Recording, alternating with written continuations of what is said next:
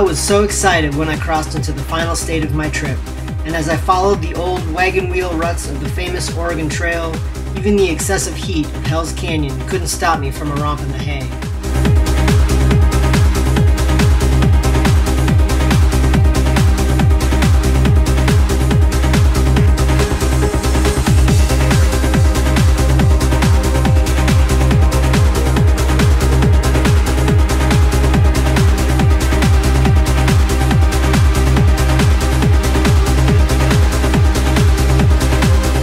Most days in Oregon had me crossing mountain passes, and at the top of each climb, I found myself counting down how many more mountains I had left to climb before I hit the coast.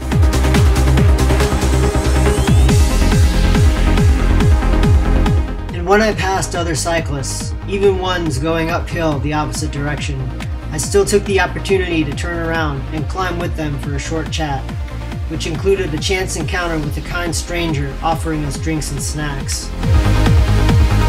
Then one day, my final conquest appeared on the horizon, the Three Sisters, part of the Cascade Range, where I would ride my last mountain over Mackenzie Pass.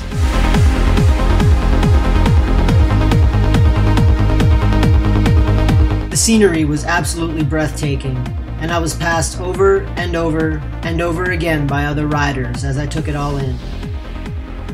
As I neared the top, the tall, elegant forest turned to a barren moonscape where lava flows from 1500 years ago shaped what we see today. But nothing could squash my excitement of reaching the top, as my parents, whom I hadn't seen in months, were waiting to greet me as I reached the end of my trip.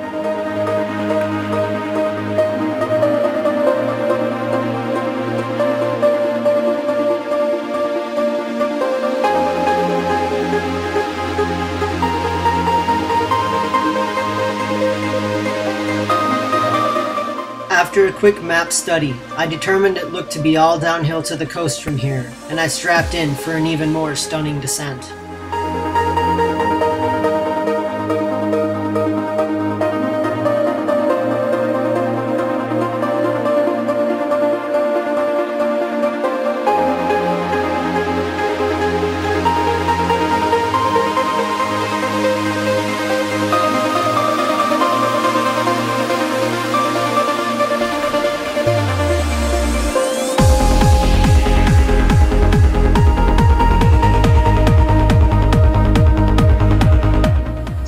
So this is the last night in camp. See behind me, we've got camp set up. It is also day 94. So I've got about somewhere between 55 and 60 miles to do tomorrow to get to Florence. Dad asked me tonight what I would remember the most, and frankly, I don't really know yet. I think my answer right now is just the solitude of being on the road, no cars, no music, just the wind and the sound of the tires whirring in the middle of nowhere. And there's something really cool about that.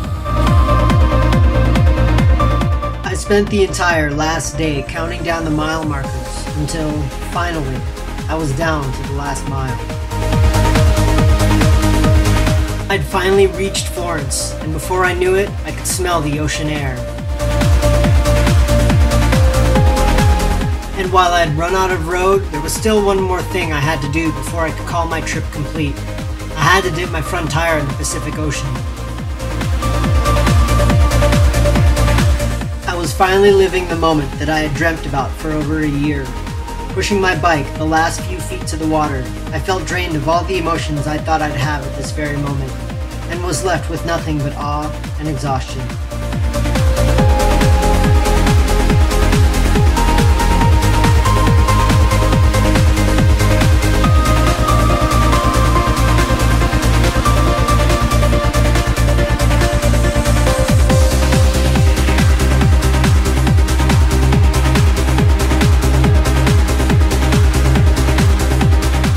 After almost 3,700 miles, 10 states, 95 days, heat, wind, cicadas, tire blowout, a kidney stone surgery, and the resulting pain of riding with the stent for 6 weeks, I'm proud to say, I persevered.